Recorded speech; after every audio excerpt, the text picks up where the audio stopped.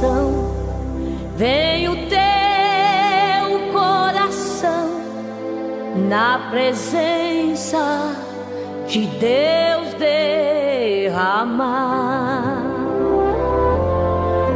Mas só podes fluir o que estás a pedir quando tudo deixares no altar. Quando tudo perante o Senhor estiver e todo teu ser Ele controlar,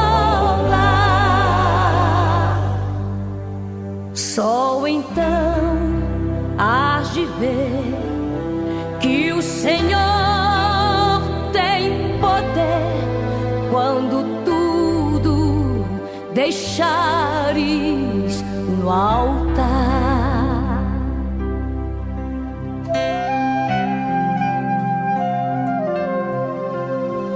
Maravilhas de amor te fará o Senhor, atendendo a oração que aceitar.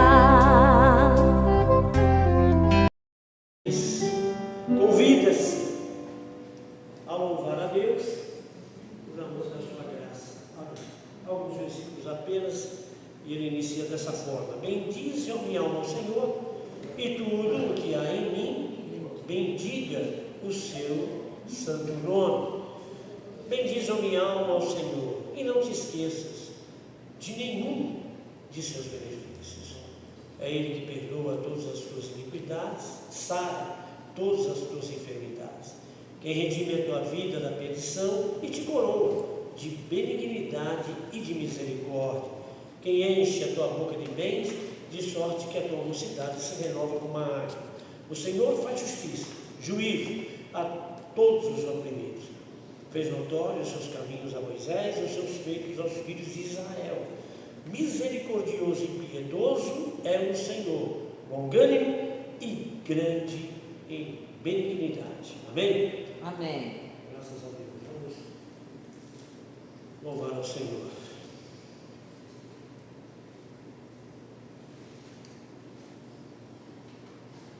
(394) da harpa cristã. Amém?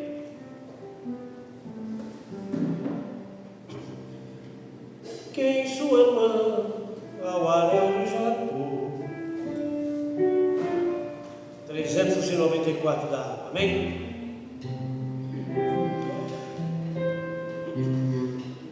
Quem sua mão ao arado Jacó, constante precisa ser. O sol declina e logo a lua vai escurecer. Avante em Cristo pensando, em oração vigiando, com amor trabalhando pra o teu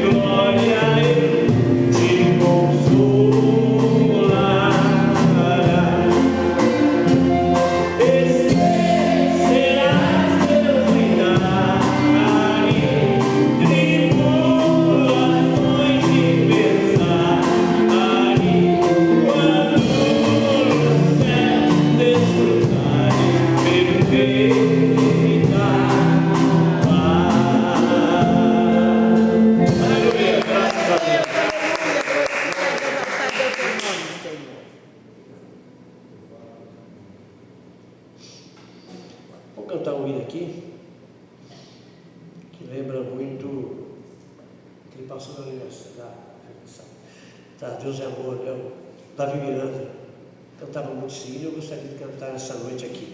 É o 447. Amém, glória a Deus. 447. Nasce de novo, anda já comigo.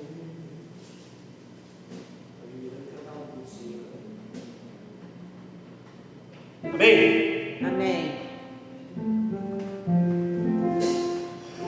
Nasceste de novo, anda já com Deus, pertence ao povo que vai para o céu. Tens a lei escrita no teu coração, quem já habita plena salvação.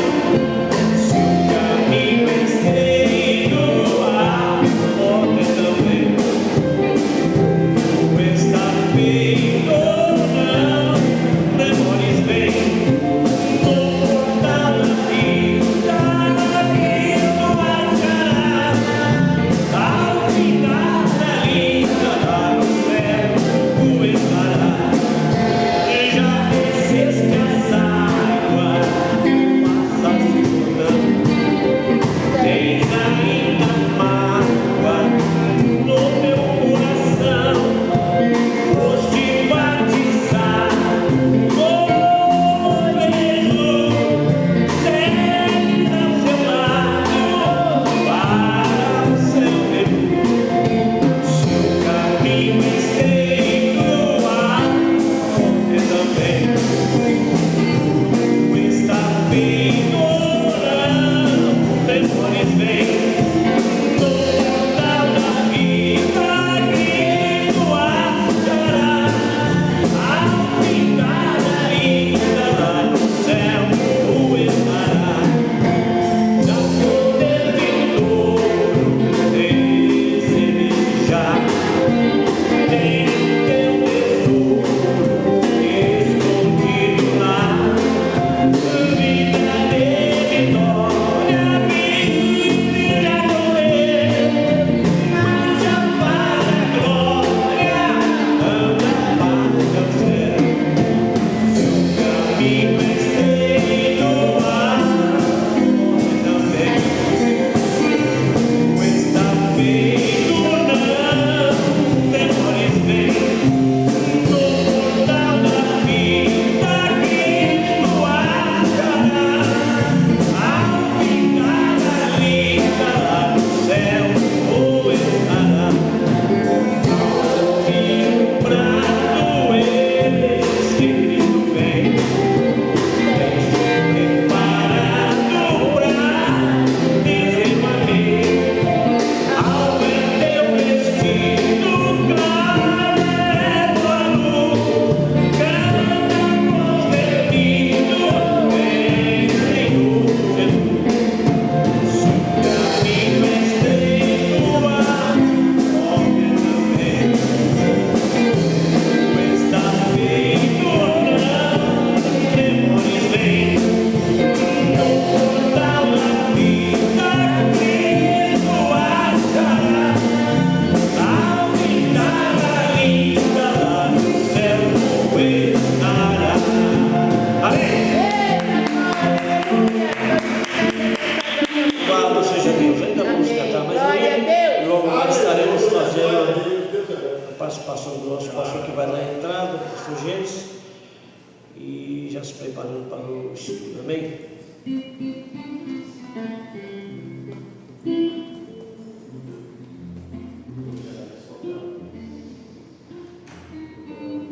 Amém. Vamos cantar mais um hino.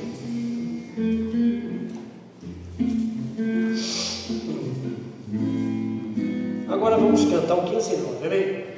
Amém. 509 da harpa cristã.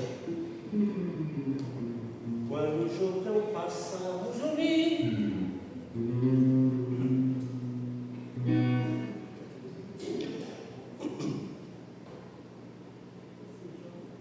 amém? 509.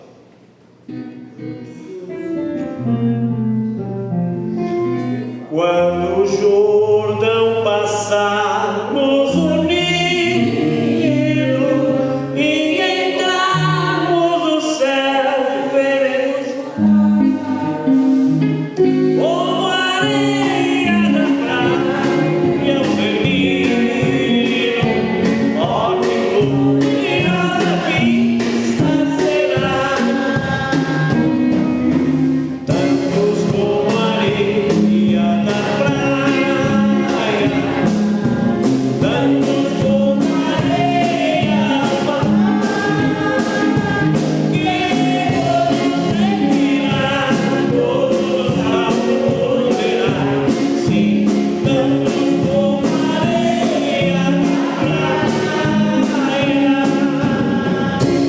Quando virmos os salvos do mundo e a morte jamais alcançará, sem salvar em conforto profundo, ó que gloriosa vista será, tantos como areia da praia, tantos como areia do mar, que todos seguirá, todos salvos verá, sim, tantos como areia da praia, lá na margem do rio da vida, onde a paz e justiça haverá, nós veremos a terra prometida, ó que gloriosa vista será, tantos como areia da praia, tantos como areia do mar, que todos sentirá, todos salvos verá, sim, tantos como areia da praia. Quando Cristo Jesus contemplarmos, coroado no céu como está, e prostrado seus pés adorar, ó que gloriosa vista será, tantos como areia da praia, tantos como areia do mar, que todos seguirá, todos salvos verá, sim, tantos como areia da praia. Amém. Amém, Senhor. Pastor Gênesis, fazer essa parte. Depois, por dar uma oportunidade, estaremos entrando no nosso estudo dessa noite. Amém? Louvado seja Deus.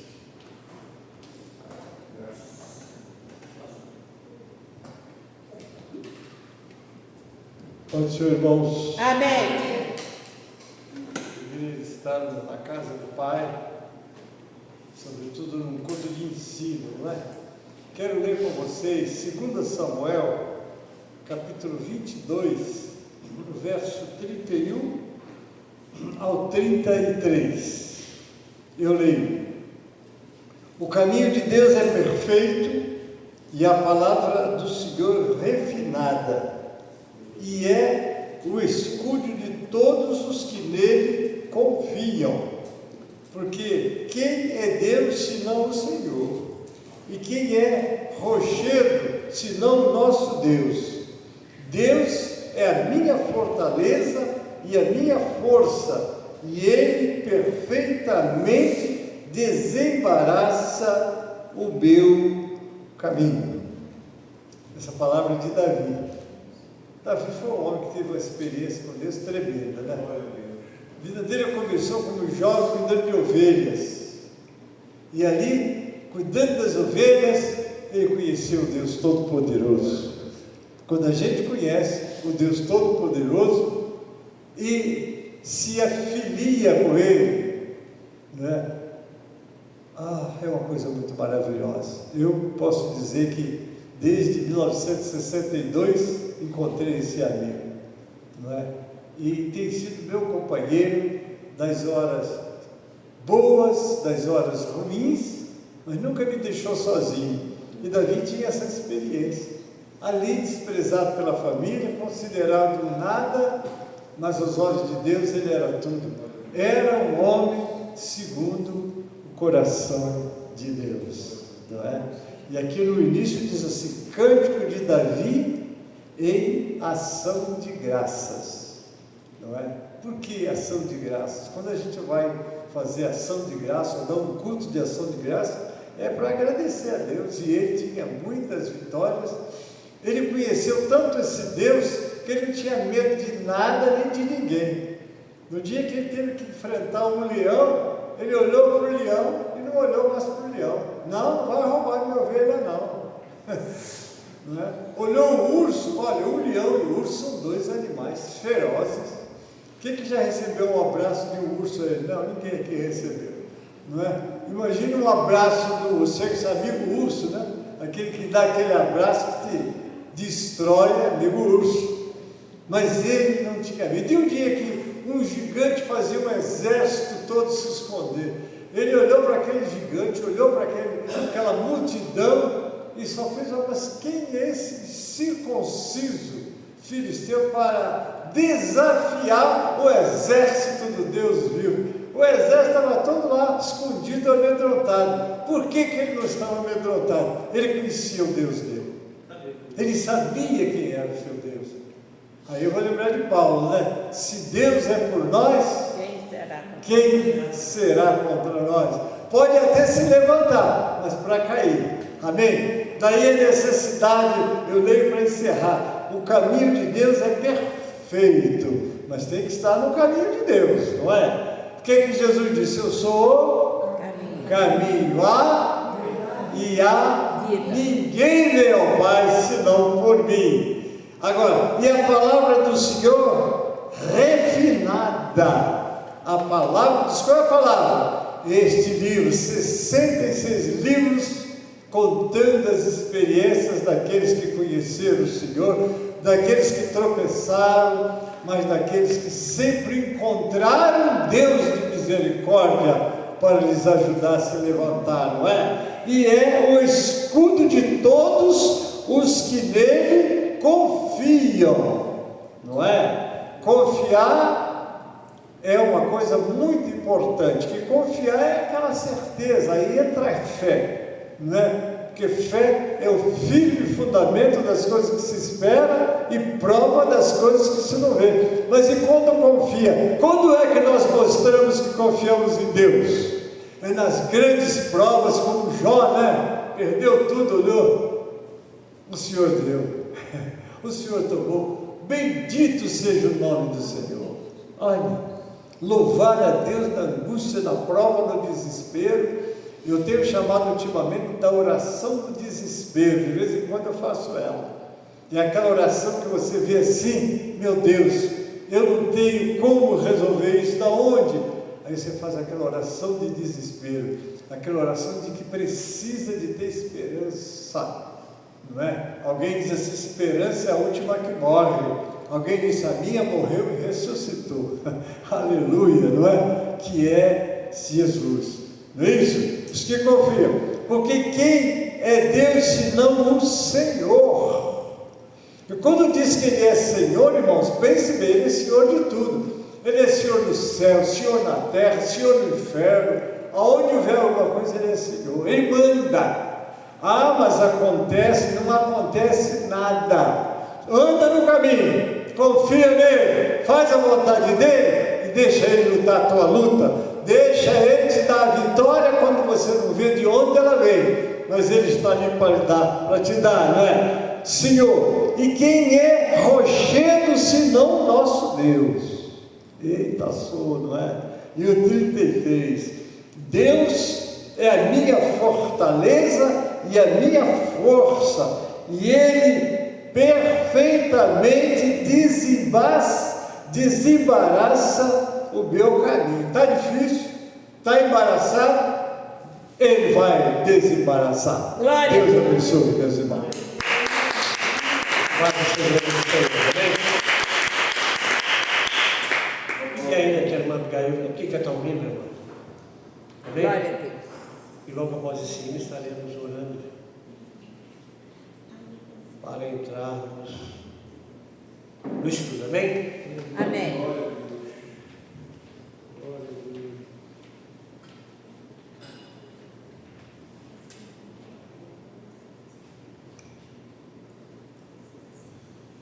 Pai Senhor, a igreja. Amém. Vamos louvar o Senhor?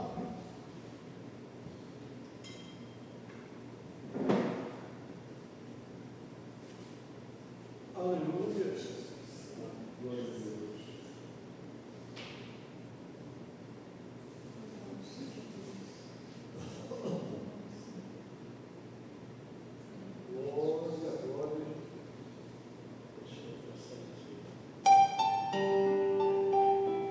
Meu Pai, Deus poderoso, aleluia.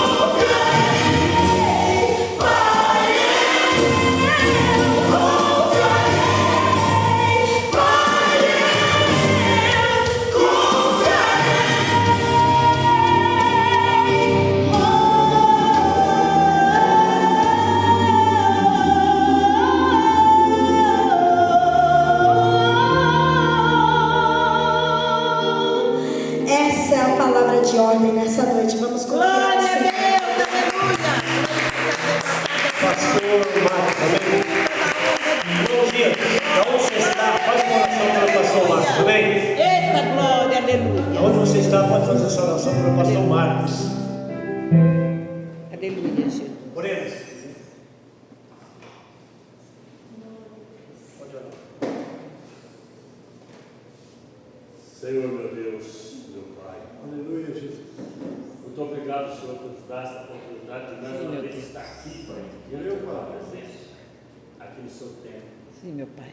Deus, agora vamos ouvir Sim, Pai, meu a Deus. sua palavra, o ensinamento. Ô Senhor, todo o teu servo na tua mão. Sim, meu Pai.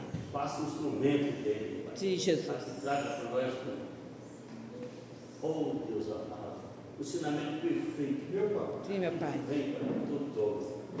Unge-me. Sim, Jesus. Receber para o fruto que vem de ti. Sim, meu Deus. Toma na tua mão, ela só eu faço Sim, meu em nome de Jesus. Amém. Amém. Amém, Jesus. Pai do Senhor Jesus, irmãos. Amém. Os irmãos podem se sentar? Bom é estarmos aqui louvando Amém. a Deus. O gostoso, irmãos, de servir ao Senhor, pastor Wesley, por mais que a gente fique alguns dias à distância, mas quando a gente chega dentro dessa casa, a presença de Deus é a mesma. Glória Não sei a Deus. se é porque eu sou muito sensível à presença de Deus, ou não sei se é ela que realmente ela perdura e sempre está no momento em que a igreja se reúne. Porque quando a igreja se reúne para louvar ao Senhor, a presença do Senhor ela é sobre nós. Então, irmãos, eu sempre direi que nós somos privilegiados de servir a esse Deus que intercede por nós. Louvado é Jesus. E não tem como deixar de confiar. Nós confiamos no Senhor porque foi Ele quem prometeu e Ele há de cumprir a sua promessa sobre as nossas vidas de forma plena. Louvado é Jesus. Irmãos, nós estamos discorrendo aqui, dentro da palavra, um estudo meio que sucinto, porque não tem como ele ser abrangente, porque estudar a palavra, irmãos, é algo interessante que não se esgota. Quanto mais você estuda, mais nós encontramos informações do que o Senhor fez, está fazendo e ainda há de fazer. E aqui no livro do Apocalipse, irmãos, é a base da onde nós estamos fazendo a meditação. No 21:7, Jesus ele fez uma promessa. No 21 ele fala acerca do novo céu e nova terra, e nós nos embasamos aqui no 21:7 justamente para falarmos da igreja que foi privilegiada de receber o recado de Deus, que foi as 7 igrejas na Ásia, E o 21:7 ele diz assim: quem vencer herdará todas essas coisas, e eu serei seu Deus, e ele será meu filho. Então, aqui, terminando o livro da Revelação, nós percebemos que o Senhor, ele, quando fala do novo céu e da nova terra, ele faz uma promessa.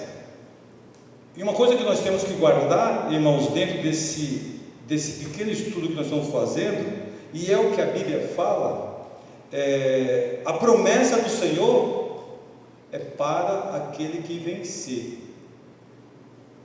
E vencer, irmãos, requer fé, perseverança, persistência, nunca retroceder, sempre olhar para o alto, ou seja, o autor e consumador da nossa fé.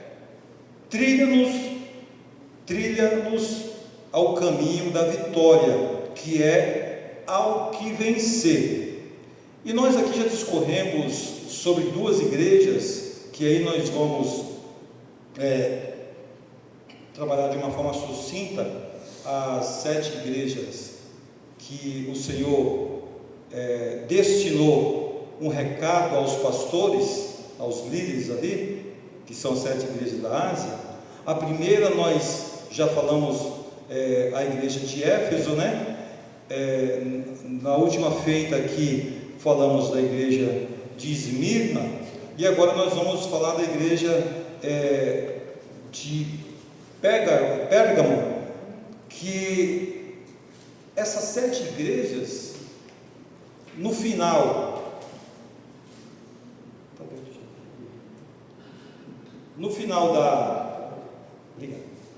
da carta a cada uma dessas igrejas, e nós conhecemos a informação, nós estamos aqui só lembrando, irmãos, e eu estava aqui meditando, né? Porque quando nós nos reunimos, irmãos, é para refletirmos aquilo que nós estamos aqui fazendo, louvando, adorando o Senhor, e nós estamos aqui repetindo informações que se deram há mais de 2000 anos atrás. E é um negócio que, se nós formos parar para observar, para o mundo é algo que é meio maluco, mas para nós que somos crentes, isso daí é a graça, é o poder de Deus sobre as nossas vidas. Então, nós estamos aqui refletindo, irmãos, de informações históricas de mais de 2000 anos atrás. E é interessante que sempre Jesus encena. Eu estava meditando, irmãos, e aí existe existe uma força de expressão sobre os feitos de Jesus, que o próprio João, esse João, ele foi um homem ousado, né? Porque ele andou com Deus, né? Ele andou com a pessoa de Jesus, então ele era meio ousado nas suas escritas. É interessante que ele, no seu evangelho, eu queria aqui concordar com o que ele falou. Olha que interessante, irmãos, os feitos de Jesus, que nós estamos aqui repetindo, e isso já se passou. Estamos no século 21. O que nós estamos tratando aqui é do século I, do século II, e nós estamos no século 21, falando das mesmas coisas que aconteceram lá atrás. E aí João, ele escreve no seu evangelho, no capítulo 21, quando termina, olha o que ele escreveu, 21, 25, olha o que está escrito, que interessante, irmãos, dos feitos do Senhor. E nós aqui lembrando, e olha que olha que nem tudo foi escrito, bem verdade, o que foi escrito foi o suficiente, mas muita coisa não foi escrita, e isso nos instiga, irmãos, a saber os feitos do Senhor. E nós aqui hoje, nesse presente século, presos a essas informações que geram em nós fé, convicção, constrangimento a de fato servir ao Senhor de verdade, deixando as nossas vidas, ou seja, uma atuação do Espírito Santo.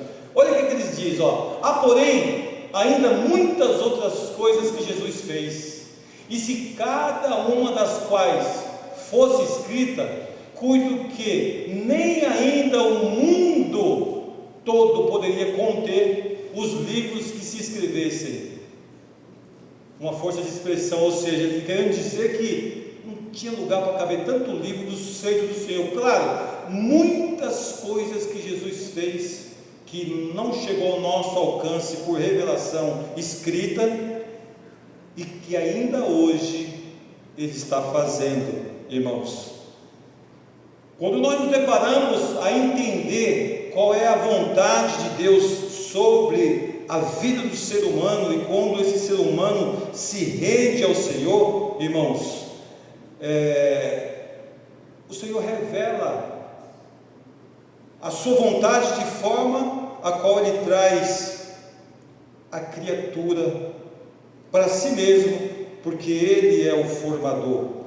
E aí o que eu quero dizer com isso? Que nós somos privilegiados de ter esse entendimento, e de ter, ou buscar ter uma vida de renúncia, para dia a dia aprender mais e mais com o Senhor.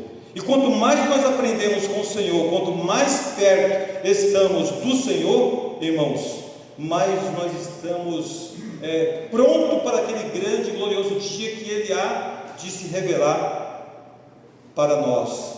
Louvado é o nome de Jesus. As coisas que esse mundo promove, elas se tornam supérfluas, de forma que não tem assim tanta importância, ou até importância nenhuma, quanto a revelação da palavra do Senhor.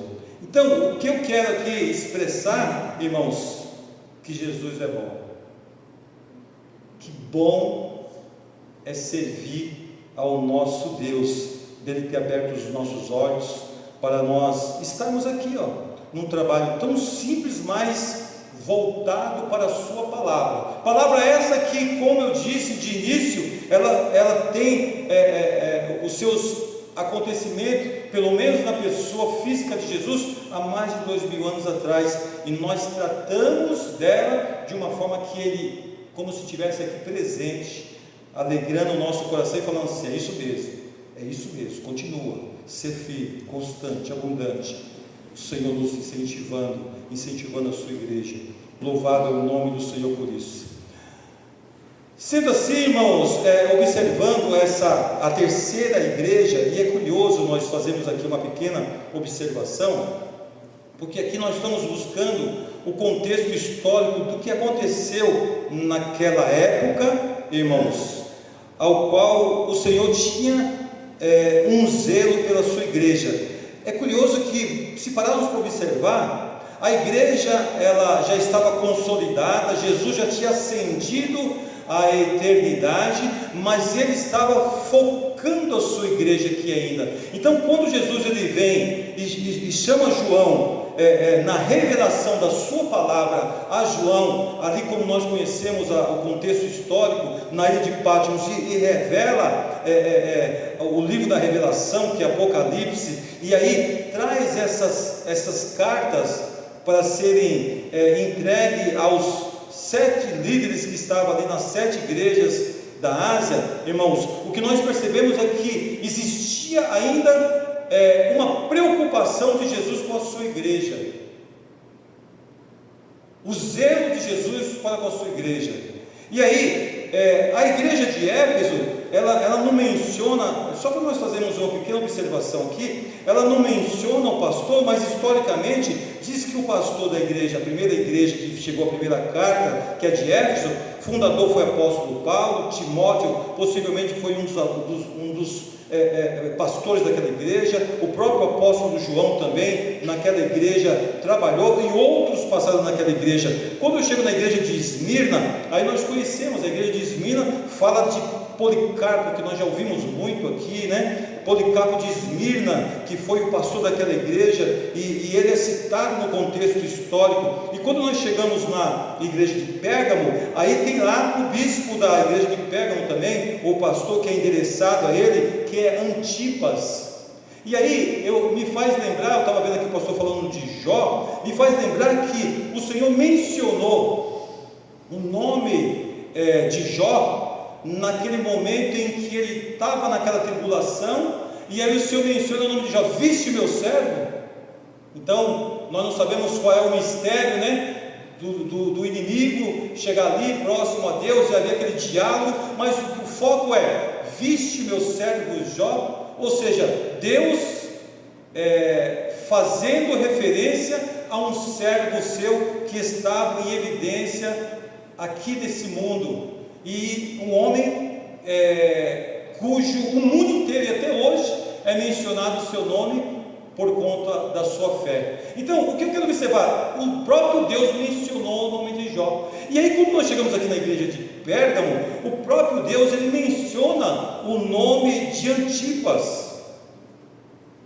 Ele vem e diz aqui, o versículo 13 de Apocalipse 2, ele diz assim, eu sei as tuas obras e onde habitas, que é onde está o trono de Satanás, e retens o meu nome, e não negaste a minha fé, ainda nos dias de Antipas, minha fiel testemunha, o qual foi morto entre vós, onde Satanás habita. O Senhor estava direcionando uma carta a uma igreja, e o próprio Senhor falou do nome de Antipas aqui, o bispo daquela igreja, e isso me chama a atenção, irmãos. A visão celestial para a terrena, a visão de Deus na pessoa de Jesus para o seu servo, padecendo naquela igreja de Pérgamo, irmãos. E aí é de se repetir, né? É de se repetir, porque olha, eu sei as tuas obras e onde habitas, que é onde está o trono de Satanás, e que retens o meu nome, e não negaste a minha fé, ainda nos dias de Antipas, ó, minha fiel testemunha. Imagina Deus falando do céu, minha fiel testemunha. Então Deus revelando a João do seu servo que estava em evidência e que já tinha sido morto. Olha que interessante, irmãos. E aí eu fico a observar, será que hoje Jesus ele está olhando para as nossas vidas da mesma forma? Vendo as nossas lutas, nossas dificuldades, o mundo em que nós estamos vivendo hoje não é terrível? Eu não tenho dúvida, irmãos, que da mesma forma que ele viu Jó, ele viu Antipas, ele está vendo nós. Da mesma forma que ele saiu, irmãos, em prova, em defesa da fé de Jó, e aqui mencionou a sua fiel testemunha que é Antipas, ele vê nós também. Ou seja, os olhos do Senhor, ele é sobre as nossas vidas, irmãos. Nós não passamos desapercebido pelo Senhor, e isso nos traz alegria, certeza, fé, convicção, irmãos, de que nós estamos guardados, e que temos a nossa passagem aqui curta, daqui a pouco adentraremos a eternidade, guardado debaixo das mãos do Senhor. Eu digo que nós somos privilegiados, irmãos, por isso. Quisera Deus, como o apóstolo Paulo falava, quisera Deus que nós alcançássemos essa visão de forma com muita graça e descansássemos constantemente e continuamente no Senhor, não se preocupando com as lutas e as dificuldades que nos sobrevêm, que não são poucas, que virão muitas, mas que sobretudo os olhos do Senhor estão sobre nós. Isso é fé, convicção, certeza de que há um Deus que cuida da sua igreja. Irmãos, nós somos privilegiados. Quando eu vejo a graça na vida desses homens, irmãos, que aqui são mencionados, é a mesma graça que Deus dispensou sobre as nossas vidas. É nós tomarmos posse. E é como eu estava aqui ouvindo o pastor James falar. Quando é que nós vamos saber que se de fato essa fé ela está evidente nas nossas vidas? No momento da adversidade. Porque é no momento da adversidade que nós somos provados. É no momento da adversidade que nós somos aprovados ou reprovados diante de Deus. Então, pregadores de rosas, pregue o espinho também. Olha, eu fui errando a letra. Pregue que Deus é amor, Deus é amor, mas é espinho também. Então, irmãos, Deus é amor, mas também Ele é justiça, e Ele faz justiça em favor da minha vida e da sua vida. Nós não estamos aqui desapercebidos por Deus, não. Ele vê tudo e sabe de tudo. Por que nós temos essa certeza, convicção e alegria? Porque eu vejo o zelo de Deus para com esses líderes aqui. E é interessante, eu mencionei 3 igrejas. É curioso que as demais igrejas, o contexto histórico, nem a Bíblia menciona quem são os pastores. Não aparece o nome de pastores. A primeira mostra lá, dá-nos uma visão de que Éfeso foi Paulo, Timóteo, João, outros bispos passaram daquela igreja, a de Esmirna, Policarpo, depois Antipas, e as demais igrejas não menciona, mas tinha líderes lá, ao qual estava sendo visto por Deus, mesmo que os vossos nomes não estão sendo mencionados, mas sendo visto por Deus. Então alguém pode não nos enxergar, mas Deus está olhando e cuidando de nós. porque é aqui que eu vejo, irmãos, a palavra revelada da seguinte forma: Deus é o mesmo, ontem, hoje e eternamente. É aqui que eu vejo o zelo de Deus para com as nossas vidas.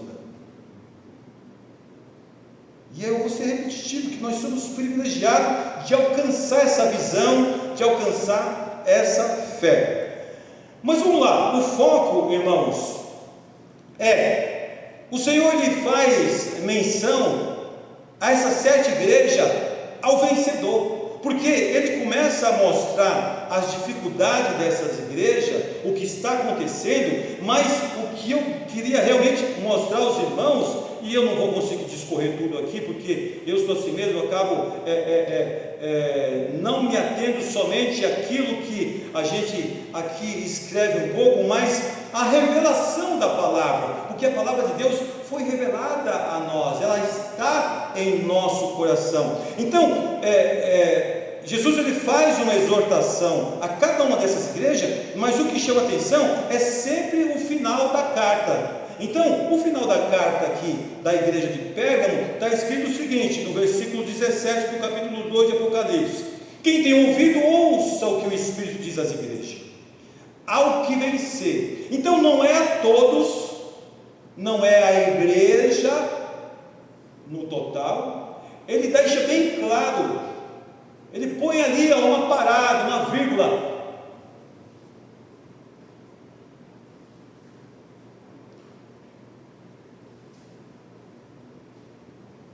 Ao que vencer, está ali, não gosto de ver, é a minha versão que foge tudo, está aqui, quem tem ouvido, ouça o que o Espírito diz à igreja. Ao que vencer, darei eu a comer do maná escondido, e dar-lhe-ei uma pedra branca, e na pedra um novo nome escrito, o qual ninguém conhece, senão aquele que o recebe. O que me chama a atenção, irmãos, em todas essas cartas, é essa informação: ao que vencer. Não será para todos, vai ser ao que vencer. E olha que para vencer, eu disse e repito, irmãos, não tenha dúvida de que tem que haver uma perseverança da nossa parte. Porque o vencer é permanecer constantemente na presença do Senhor, de forma alguma retroceder, é permanecer. Bem verdade é que aquele que permanecer até o fim, não tenha dúvida, esse será o vencedor. Então aqui no caso ele faz a promessa, darei de comer do maná. Então é curioso, irmãos, que todo o contexto de palavra de exortação e promessa para aquelas 7 igrejas era de acordo com o que eles estavam vivendo. Eles estavam sofrendo situações dificílimas ali, a igreja congregada e sobretudo o que existia ali ao entorno da igreja, porque nós somos igreja, estamos aqui dentro de 4 paredes louvando ao Senhor. Quando nós saímos daqui, nós continuamos sendo igreja, aonde nós formos, nós somos, irmãos, membros do corpo de Cristo. Então nós temos que testificar do Senhor. Só que nós saímos daqui dessa reunião, e aí quando nós chegamos lá fora, a vida cotidiana permanece, só que nós temos que permanecer testificando, mas só que num sistema que está totalmente perdido, pervertido. Era o que acontecia aqui com essa igreja, essas 7 igrejas, a forma que eles estavam. Sobretudo, irmãos, o que eu repito aqui foi a fala do Senhor para aquele homem que estava ali à frente: olha, eu sei as tuas obras, e onde habitas, que é onde está o trono de Satanás. Olha a situação que se encontrava aquela igreja por ter dado abertura, espaço para o sistema. A exortação do Senhor, ela foi dura: trono de Satanás, e retens o meu nome, e não negaste a minha fé. Então ele vendo o que? O seu servo da forma que estava a igreja, mas ali não negando a Cristo de forma alguma. E aí ele menciona aqui o nome do bispo, né? Do pastor de Antipas aqui. Então o Senhor, vendo o que estava acontecendo àquela igreja,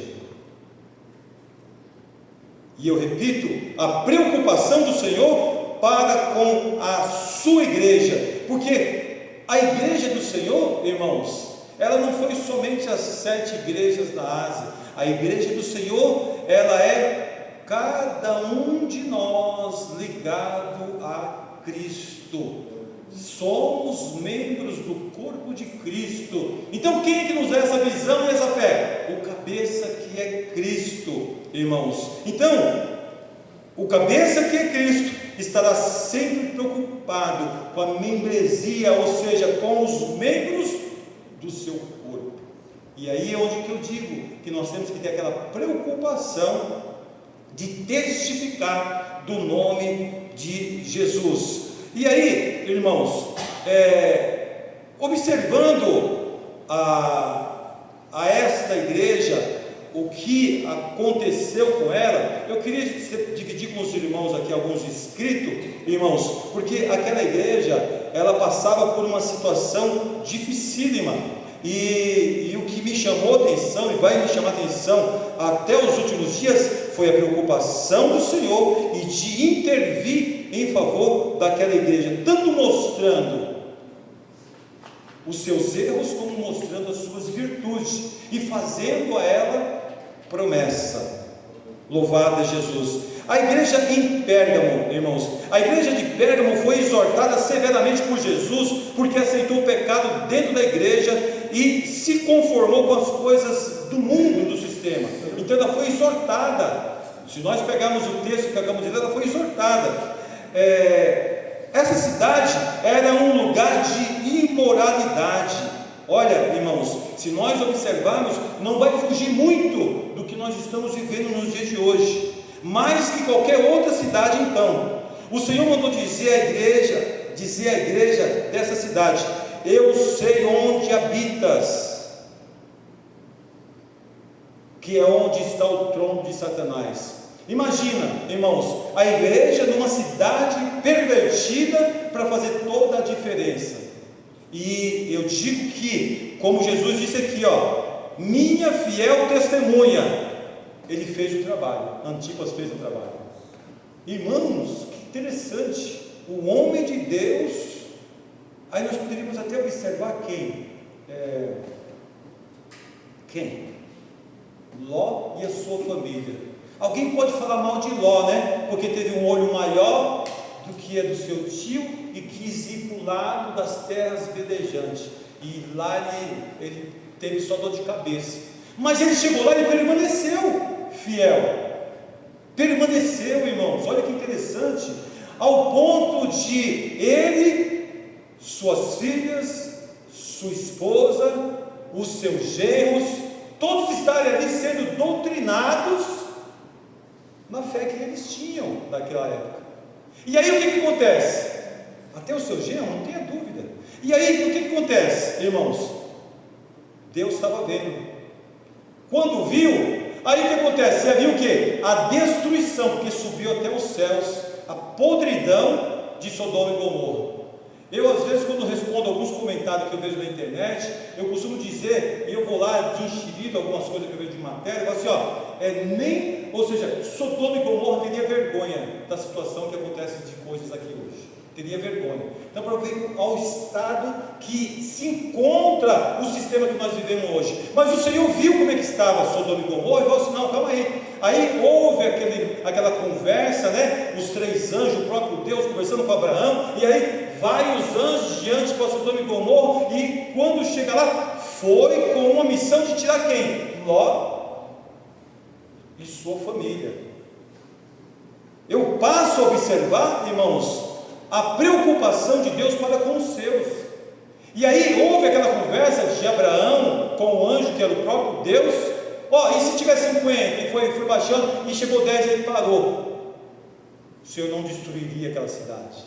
E irmãos, e aí o Senhor vai tira aquele homem, tira as suas filhas, a sua esposa, e certamente se as filhas tivessem, se os genros ali, porque, irmãos, eu não tenho dúvida de que, não vamos para genro, não, porque aqui eu estou inventando, vai, as meninas da virgem, que genro, porque eu estou aqui, sabe o que eu estou aqui lembrando? É que eu fiz uma mistura, se pararmos para observar, tinha Noé, a esposa, eram 8, não é isso? Na arca, Noé, a esposa, Noé, me ajuda aí, nós estamos no culto, não é, a palavra não é só minha não, Noé, a esposa.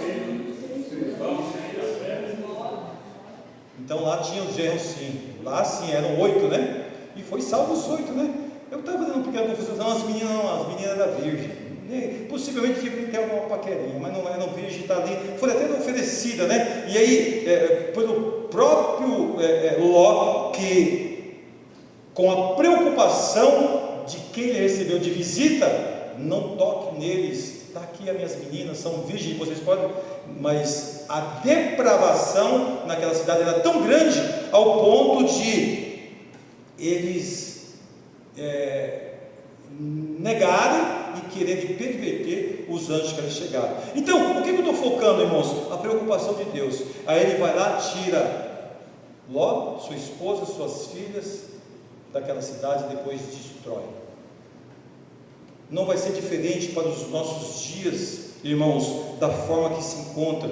Por isso que eu digo que nós temos que, quando nós saímos daqui, desse momento de cultuar, nós chegamos lá fora, nós continuamos a testificar de quem é Cristo. De que forma? Comportamento, atitude, fala, procedimento. Temos que exalar para as pessoas Cristo, e às vezes sem abrir a boca. Precisamos, por quê, irmãos? Porque da mesma forma que Ele olha para nós, nos guarda, nos livra, Ele também, irmãos, espera de nós o mesmo comportamento. Então, irmãos, Ele disse: olha, eu sei as tuas obras, né? Onde habitas, que é o trono de Satanás, estava lá. A igreja, uma cidade totalmente pervertida e com lacunas na porta da igreja, entrando sorrateiramente algumas coisas, ao ponto do Senhor chegar aqui e exortar. E nós vamos ver mais para frente. Mas Jesus falou assim: ó, minha fiel testemunha está lá, ministrando, pregando, mostrando. E olha, irmãos, esses homens não tinham o que nós temos hoje com muita facilidade. Eles não tinham a palavra como nós temos hoje aqui, mas eles tinham a revelação e no coração a fé, irmãos, e não negaram de forma nenhuma a Cristo.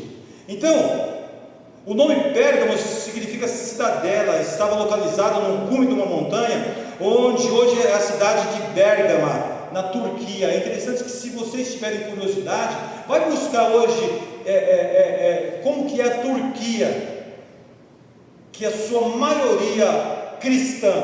É interessante, né, pastor Gênesis? 7 igrejas, berço da igreja, 7 igrejas ali, e hoje o berço do Islã. Você vai lá, a maioria lá é islamita. Cadê a igreja cristã? Sobrou só, como que é o nome? Só o cacareco das construções. Todas têm lá ainda.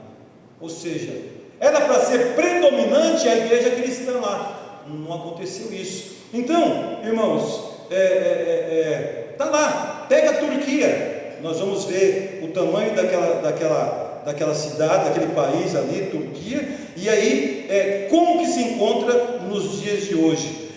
Conhecida por muitos, é interessante, naquela época ela já era conhecida por muitos templos pagãos.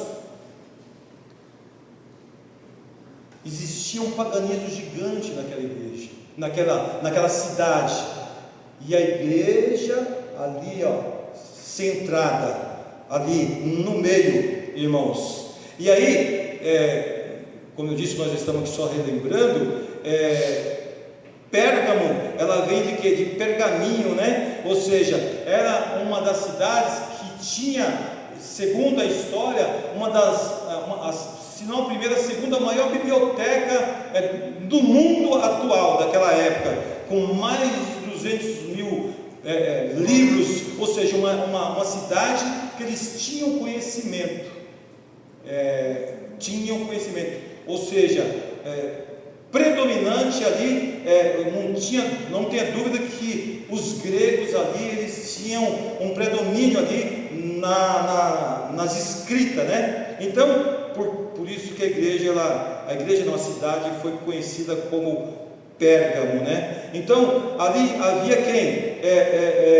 A instrução para aquela igreja lá era o arrependimento da idolatria e imoralidade, e a promessa que nós aqui já vimos, né? Que o Senhor fez a eles. Mas dentro do contexto histórico, irmãos, ainda falando dessa cidade, porque aí eu volto, irmãos, a bater na mesma tecla, né? Nós estamos tratando de um assunto histórico, irmãos, dentro de relatos bíblico e histórico do momento, com livros paralelos de algo que de fato aconteceu ali. Eu acredito que se nós saíssemos daqui para a Turquia e começássemos a especular, a pesquisar, a dar uma de arqueólogo, alguma coisa assim, nós íamos encontrar muitas evidências dos feitos do Senhor naquele local, mesmo já tendo passado esse tempo todo. Mas o que nos fascina, irmãos, é justamente saber que, e eu repito isso, que nós estamos aqui tratando de um assunto ao qual foi verídico,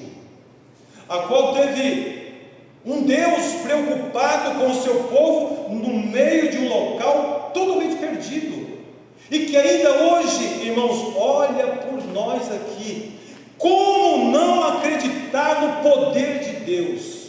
Como não poder acreditar que Jesus Cristo é Senhor? Não tem como, irmãos, não tem como, porque o que eu digo, é a evidência do que diz o escritor aos Hebreus. Ele é o mesmo ontem, hoje e serás eternamente. Nós adentraremos daqui a pouco a eternidade, para gozarmos da sua promessa sobre as nossas vidas. Então, o que nós temos que aprender e saber? De que nós não devemos de maneira nenhuma nos embaraçar com as coisas dessa vida, porque as coisas dessa vida, irmãos, tira o nosso foco de forma ao qual, se nós não tomarmos cuidado, nós perdemos a graça, lançamos a graça fora. Às vezes parece que o homem, ele vai viver eternamente aqui, nessa carne, vai nada, vai daqui a pouco descer a sepultura, e eu vou dizer uma coisa: joga rápido embaixo da terra, porque fede. Do pó veio, o pó vai, não vale nada. Às vezes eu fico observando, pastor Wesley, tanta vaidade, tanta preocupação, puxa daqui, estica daqui. Crente não tem esse negócio não, mas você aí fora, tem até um negócio aí da injeção que emagrece. Acho que deve ter crente que deve se preocupar com isso, toma cuidado, viu? Porque o negócio é um veneno do inferno, misericórdia. Então, às vezes, uma preocupação que parece que eu estou cuidando de um cenáculo, de um templo que vai viver eternamente.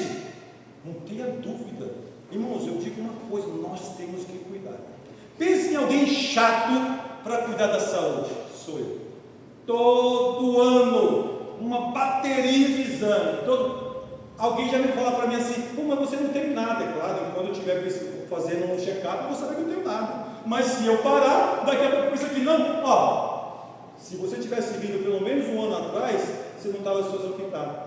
Eu jamais vou ver isso, porque eu tenho pelo menos 18 anos que todo ano.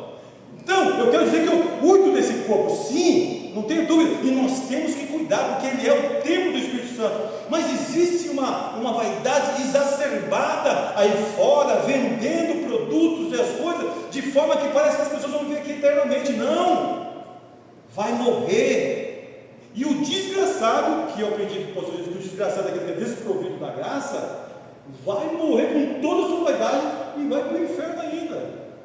Agora o crente tem que tomar cuidado de não entrar no mesmo caminho, de se preocupar ao ponto de deixar de cuidar da saúde para cuidar do exterior. Irmãos, claro que cada um faz aquilo que quer, mas eu cuido do interior, porque o interior eu não vejo, o exterior eu estou vendo, vai enrugar, vai ficar, não tem problema, mas o interior eu quero saber se está tudo certinho. Isso sim, nós temos que cuidar. O que eu quero dizer, irmãos, que nós vamos partir daqui a pouco e vamos abraçar a promessa. Há uma promessa de um novo corpo. Há uma promessa, como ele falou aqui, ó. Alguém poderia até querer saber, mas o que será que ele vai falar a respeito do maná escondido, da pedra, do nome escrito? Eu não tenho nada que falar, não tem uma revelação aqui para mim, não. Mas que nós estamos comendo do maná, não tenho dúvida. Porque o maná que foi dado lá no deserto, ele foi perecível. Tanto é que eles não podiam nem guardar, tinha que comer naquele dia. Se guardasse pronto, apodrecia. O maná que nós comemos hoje, irmãos, é o pão da vida. É o pão da vida, o maná é a palavra de Deus. Então, irmãos, nós somos alimentados pelo Senhor. Nós somos alimentados pela palavra do Senhor todos os dias. É ela que nos dá sustância. E digo sustância para a vida eterna. Então não devemos nos preocupar de forma alguma com o exterior, e sim com o interior e a vida de comunhão com Cristo, porque vai vir um momento da adversidade, e no momento da adversidade o Senhor ele vai ficar só esperando se vai haver um negar ou não. E claro que nós não vamos negar de forma alguma, porque se a igreja primitiva venceu, nós também venceremos. Mas olha que a promessa é ao que vencer. Então vamos lá, irmãos. É interessante que dentro do contexto histórico, cada igreja ela tem uma época, mas não vamos tratar do assunto. Mas Pérgamo representa a igreja imperial do século 3 ao século 5, 6 mais ou menos, do tempo de Cristo agora. Com a união da igreja e o Estado.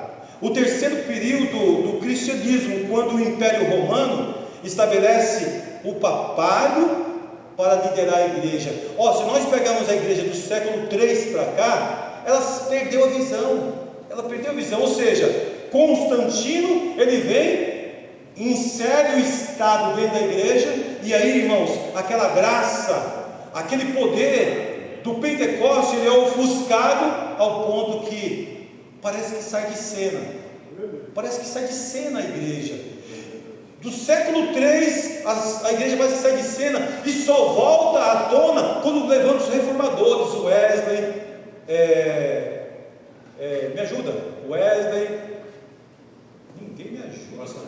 Constantino, aquele ali foi misericórdia. Lutero. Então, grandes reformadores vieram e trouxeram à igreja a evidência, protestando contra o sistema que foi implantado dentro dela. Irmãos, é algo terrível. Olha a graça e a misericórdia de Deus para com os seus. Ficou anos fora de evidência, mas daqui a pouco homens incomodados por Deus se levantam e começam a protestar. Não, está errado, vai morrer desgraçado. O papado fala, vai matá-la a todos, mas não adiantou. Foi Deus já despertando a sua igreja para dar continuidade, porque existia uma promessa de Deus para a sua igreja e ela não podia ficar estagnada nem estacionada. Então, irmãos, que coisa terrível, né? Aí aqui a gente percebe, dentro da exortação do Senhor, a influência dos nicolaítas. Eu não vou entrar no caminho de que os nicolaítas, alguém diz que é um dos 7 diáconos lá, que era Nicolau, historiadores falam que era, mas existia uma doutrina que não era de Deus, que estava inserida ali dentro, tentando perverter, irmãos, o povo, né? Então a influência dos nicolaítas, que criaram uma casta sacerdotal, demonstra o clericalismo, ou seja, um clero, né? Vocês vão hoje lá em Roma, aí pega ali aquela cúpula lá do Papa, um clero gigante, muitos homens cheios de dinheiro, ricos. Se nós soubéssemos da podridão, da sujeira que é dentro daquele clero ali, irmãos, olha, iríamos ficar escandalizados. Não se revela, é um ocultismo. Mas eu digo uma coisa, os olhos de Deus estão vendo tudo. E vai chegar uma hora, irmãos, em que Deus ele vai cobrar. Porque quando eu vejo esse representante de Deus aqui na terra, que é como se fosse a quarta pessoa da Trindade, que é o leão aí, né? Um falso leão 13, né? Então, o que acontece? Eu fico vendo, eu tenho dó desse homem, irmãos. Porque se morrer da forma que está, vai ser engolido igual os demais, irmãos, e vai ser engolido para o inferno, porque eles não têm nada a ver com Deus e com a sua palavra. Os olhos de Deus veem tudo, né? Então, a influência dos nicolaítas, irmãos, trouxe ali para dentro da igreja, de certa forma, o que? Um desviar da sã doutrina de Deus para com aquela igreja em Pérgamo, né? Além disso, pecados morais eram cometidos pelo clero, que ao mesmo tempo dominava sobre o povo.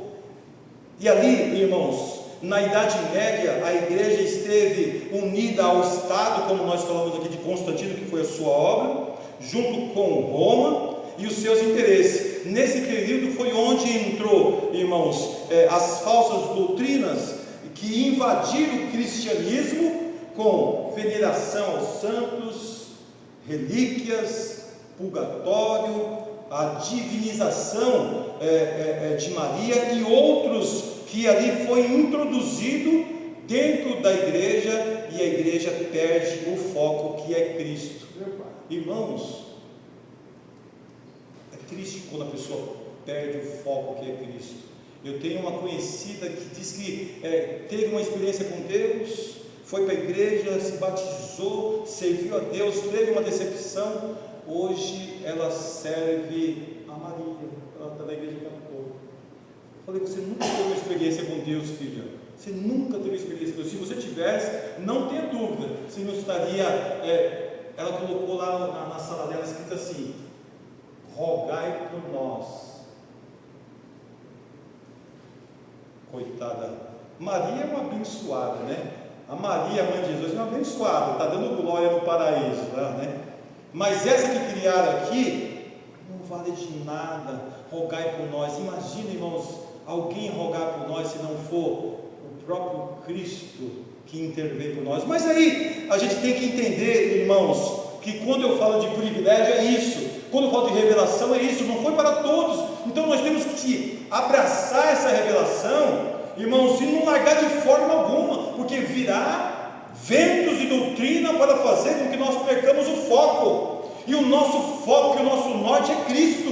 Acabou, nada mais tira a nossa visão. Louvado é Jesus por isso, irmãos. Então, dentro do contexto histórico, eu vou dizer uma coisa, irmãos: aquela igreja passou por dificuldades grandes, né?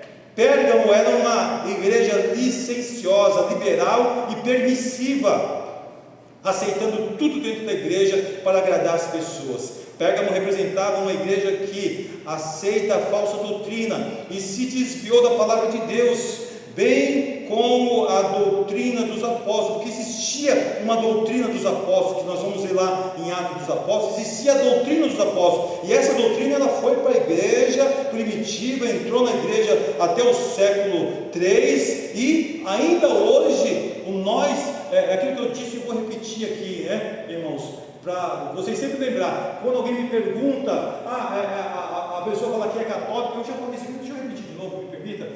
Eu falo que eu também sou católico, apostólico brasileiro. Porque alguém vem assim, boca cheia, porque sabe que a gente é crente? Eu sou católico apostólico romano. Eu falo assim, não, eu sou católico apostólico brasileiro. Católico universal, apostólico, porque seguimos a sã doutrina, a doutrina dos apóstolos. Eu estou no Brasil, não estou em Roma.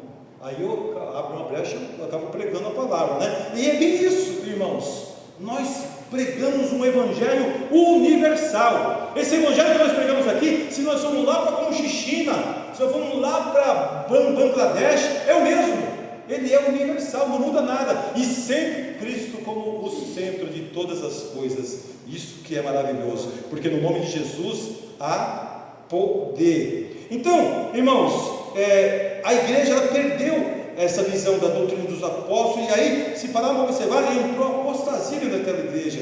Isso pode ser visto em igrejas que buscam de crescimento a qualquer preço e trazem coisas do mundo para dentro da igreja. É algo que nós temos que tomar muito cuidado. Influências de pensamento, do mundo na igreja são a respeito de tantas coisas. Você pode ver que hoje traz-se uma visão de divórcio, de aborto, de homossexualismo, de vício, de sexo fora do casamento, irmãos, tudo sem compromisso. Isso hoje é discutido dentro da igreja da forma bem permissiva.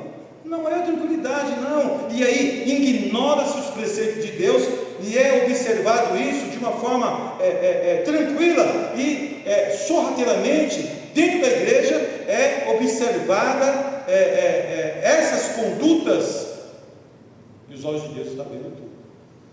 E é interessante, irmãos, por isso que a responsabilidade do líder é grande. Ele tem que exortar, ele tem que chamar atenção. E o que é exortar, como nós estamos estudando na história? É chamar a atenção e incentivar a seguir Cristo. É isso que, e saber o que é certo e o que é errado, o que é pecado e o que é aquilo que agrada a Deus. Eu vou terminar, irmãos, não consigo ir muito longe mais, fazendo uma observação aqui. É curioso que na tradição, olha que interessante, irmão, na tradição antiga, na tradição cristã e nos relatos históricos antigos, esse homem que foi o Antipas, o líder daquela igreja, ele foi morto de uma forma perversa, igual foi Policarpo. Policarpo foi, vocês já ouviram aqui muitas vezes o pastor Gênesis ensinando, ele foi preso, pastor me ajuda, qualquer coisa, numa estaca tocando fogo, e aí falaram para ele: você não quer, 86 anos, nega a Cristo, sirvo a Cristo há 86 anos, ele nunca me ajuda, pastor César, nunca me decepcionou, por que eu vou abandoná-lo? De forma alguma. E aí tocaram fogo, e o fogo não matou ele, parece que ele não morreu queimado. A história diz, olha que interessante, irmãos, a morte, irmãos, nós estamos falando de história, e a Bíblia, e a igreja passou por essa adversidade. Ei, não pensa que nós vamos viver aqui, irmãos, mil maravilhas, não. Se Deus permitir, irmãos, perseguição para a igreja, misericórdia, abrevia, Senhor, abrevia os dias, porque olha, não é fácil não, porque a igreja primitiva, a igreja do século 1, 2 e 3, ela padeceu. Olha como é que Antipas morreu, irmãos, foi na mesma perversidade. Tem um imperador da época, a bem da verdade, um imperador que ele é de pelo menos 5 séculos atrás, antes de Cristo. Ele, para agradar o imperador da época e para martirizar as pessoas, o pastor ele conhece, os irmãos, alguns conhecem aí a história. Eles criaram um boi de bronze grande. Sabe o que eles faziam? Quando tinha que julgar alguém, condenar e matar, jogava lá dentro desse boi, fechava e acendia uma fogueira embaixo. Imagina qualquer pessoa morria ali. E disse que conforme ia fazendo a fumaça, saía um sonido do boi, como se o boi estivesse gritando, e a pessoa lá dentro sendo torturada, queimada. Que coisa. Nós não fazemos ideia do que é isso, e jamais faremos. E isso aconteceu com Antipas. É interessante, a história diz que esse homem que criou esse boi, 5 séculos antes, depois que ele terminou de criar, o imperador da época, agora não vamos testar, jogou ele dentro, e tocou fogo, e matou o homem. Irmãos, esses homens eram a personificação do diabo, ruins que são eles. Aí quando chega na época de Nero faz a mesma coisa, porque Antipas, ele é da época de Nero, diríamos que de 50 a 75, a 78, Nero que estava no comando, e Antipas estava em evidência, fez a mesma coisa, pegou Antipas, jogou dentro do touro e matou ele queimado lá dentro, irmãos. Olha como é que morreu, e olha que quem falou, olha o que Jesus falou, hein? Muito interessante, irmãos. Eu sei as tuas obras e onde habitas, que é onde está o trono de Satanás, e que retens o meu nome e não negaste a minha fé. Ainda nos dias de Antipas, minha fiel testemunha, o qual foi morto entre vós, onde Satanás habita. Jesus assistiu à morte de Antipas, irmãos, da forma que foi perversa. Mas como é que Deus permite um negócio desse? Irmãos, Deus, Ele não tem negócio com nós, da forma que nós vamos morrer. Eu sou crente, eu vou morrer dormindo, eu vou dormir lá, estou cansado, eu velho, paguei. Não pense nisso, não. Existem mortes terríveis, por permissão de Deus, porque na verdade o triunfo e a glória vem no porvir, não é aqui. Então Deus, Ele não tem negócio com a forma que eu vou morrer, de que forma que eu vou partir daqui para lá, mas uma coisa Ele tem compromisso com a sua palavra, para se cumprir na minha vida, de que eu, irmãos, sendo vencedor, irmãos, eu vou herdar a sua promessa. Então Ele aguarda da sua igreja, Ele aguarda de nós, de sermos vencedores. E como é que nós vamos ser vencedor? Obedecendo a sua palavra, ouvindo a sua palavra, guardando a sua palavra, irmãos, em nosso coração, porque aí, saiba de uma coisa, alcançaremos a promessa do Senhor. E aí, irmãos, esse homem, um grande bispo na igreja de Pérgamo, morre de uma forma, diríamos, irmãos, severa, terrível. Fico imaginando aonde está aquele homem agora, Nero, né? Com as suas perversidades. Mas é melhor saber de quem? De Antipas, que com certeza está na presença do Senhor. Irmãos, eu termino. Que nós possamos guardar a palavra, não se embaraçar. O apóstolo Paulo chegou a dizer para Timóteo, aquele que milita, não se embaraça com as coisas dessa vida. Então, quanto mais desprendido nós estivermos com as coisas dessa vida, sabe uma coisa? Nós estamos mais perto do Senhor. Às vezes eu estou andando na rua, indo para o trabalho, irmãos, eu fico falando com Deus, mas Senhor, daqui a pouco não vai existir mais isso aqui. Eu não vou ser mais quem eu sou. E eu vou entrar na sua presença. De que forma vai ser, não sei. Mas existe uma certeza e uma alegria que vai haver, irmãos, uma saída desta casa para uma entrada na casa eterna, irmãos, que é a presença de Deus. Então é isso que nós temos que almejar, buscar, orar, adorar, glorificar Deus,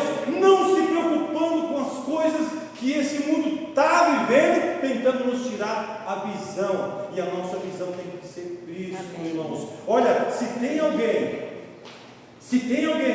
que vai ser bombardeado a ponto de ser ofertado a desistência, é a igreja do Senhor. Ela chegou a um ponto, pastor, que está incomodando a política, a mídia, todo mundo. Agora os evangélicos, irmãos, a gente fica até preocupado, sabe por quê? Jesus está voltando, fica atento, porque eu nunca vi a igreja incomodar tanto como nos dias de hoje. Ela incomodou lá atrás, tentaram calar ela, chegamos aqui, está incomodando de novo. Jesus está às portas. Deus abençoe em nome de Jesus.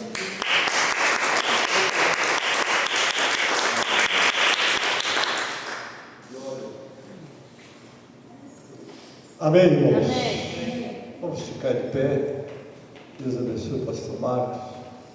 Muito boa a nossa instrução. E já que estamos falando de morte, nós hoje perdemos a nossa irmã Gessi, já está ao lado do Pai. Não é? O sepultamento vai ser amanhã, lá. E nós estamos preparando uma homenagem póstuma que vamos estar colocando, porque eu tenho que pedir ao pastor Marcos, se possível, pega algumas cenas da Gessi aqui na igreja e manda para o pastor Wesley. Nós estamos preparando uma homenagem póstuma já estou com todos os dados prontos, mas seria bom passar um pouco, que puder. Eu sei que eu botei lá uma boa seleção. O que tiver, manda para ele, para a gente montar essa lembrança. Cheguei aqui em 1987, e a irmã Gessi olhava o pastor Gênesis como se fosse a mãe do pastor Gênesis. Cuidou de mim com todo carinho e dedicação. E eu tenho uma dívida de gratidão impagável, não é?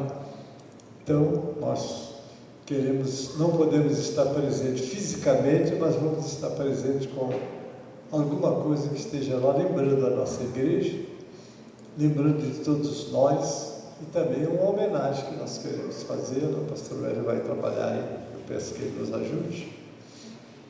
E fica assim a saudade, não é? Conversei bastante com a Lucistela, já tem dias que a Lucistela disse: pastor Gênesis, minha mãe está indo embora, ela já não interage com a gente, só geme, mas a gente não sabe se tem dor ou não. E foi, mas hoje, na parte da tarde, que horas mais ou menos, irmã? 12h30. 12h30. 12, meio-dia? 2? 2h30. Então, às 14h30, então, o Senhor a recolheu. Mas todos estamos consolados, mas tristes, né? Que foi uma guerreira. Vocês lembram quando ela vinha aqui? Sempre nós fazíamos questão que ela apresentasse o louvor, e ela vinha, cantava com a alma, né? Mas vamos de pé encerrar, porque ela está melhor do que nós. Vamos nos preparar, né, para daqui a pouco estarmos gozando e usufruindo dessa companhia tão importante, não é? É o que aquele ladrão que estava morto, que morreu na cruz, antes da morte, ele olhou para Jesus e disse: lembra-te de mim quando entrares no paraíso. Jesus olhou para ele e disse: hoje, olha só, estarás comigo no paraíso. Aí vem o Espírito, mas ele marcou naquele dia, não sei o que, não sei o que. O hoje para Deus é igual a 1000 anos. E 1000 anos é como o hoje. Então, discutir esses detalhes sem necessidade. Vamos crer e entender. Aquele homem está na glória com Jesus. Amém. Glória a Deus. E como o pastor disse aqui, temos que nos preparar. Essa que é a verdade, não é? Não fica só confiando que está tudo bem, que Deus sabe. Não, Deus sabe, nos deu do seu Espírito, nos dá da sua palavra e está conosco para nos ajudar a vencer. Como está lá na palavra, o Senhor não quer que nenhum pereça, senão que todos venham arrepender-se. Amém. O arrependimento é uma condição sine qua non, quer dizer, sem a qual não, para você voltar para o Criador e entrar na eternidade. Amém. Vamos guardar esses ensinamentos preciosos. Quero lembrar que sábado nós vamos ter uma representação lá em Vargem Grande, e domingo o nosso culto começa às 16 horas com a nossa escola, e é o culto do sítio. Então vamos preparar também a nossa ajuda, que estamos caminhando, o sítio está sendo cuidado, né? E domingo é o nosso culto do sítio. Amém, irmãos? Alguém precisa de oração? Dê um sinal. Você que está nos assistindo também, muito obrigado pela sua presença. E nós estamos um pouco tristes porque perdemos um membro muito importante, mas sabemos que ela está com o Senhor, para onde iremos em breve. Alguns vai demorar mais, só quem não sabe, todos nós já vamos subir no arrebatamento, não é? Amém. Paulo dizia, não é? E nós, os que ficarmos vivos, ele acreditava que ele estaria vivo no arrebatamento. Então, por que nós também não vamos crer, não é? E se nós, ou nós, não é isso?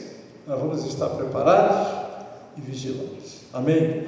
Pai Celeste, nós te agradecemos pelo privilégio de estar na tua casa, ouvindo a tua palavra, te cultuando.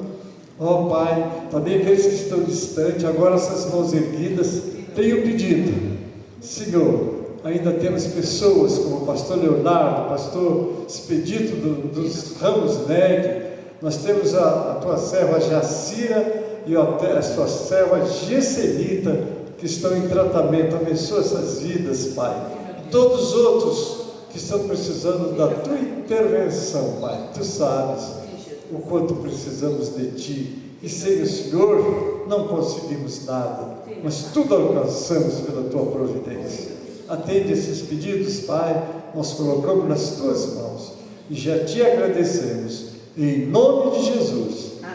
E para a glória do Senhor Jesus. Amém e amém. A graça do Senhor Jesus, o amor de Deus, nosso Pai, a comunhão e as consolações do Espírito Santo, seja conosco, amados, e com todo o povo de Deus que está na terra. Aquele que acredita, diga amém. Está encerrado, em nome de Jesus.